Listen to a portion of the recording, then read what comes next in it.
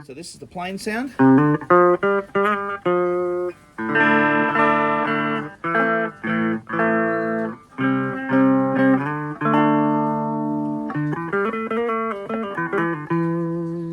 and this is it on.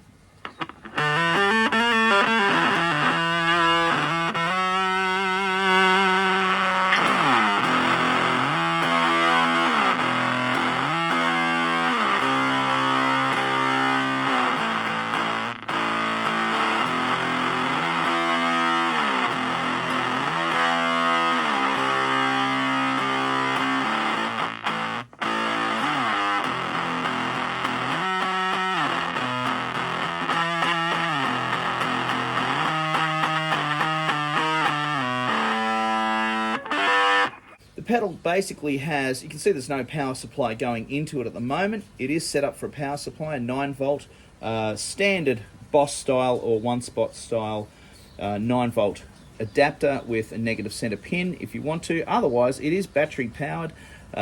We have a single volume control, so you can find unity with your amplifier for clean.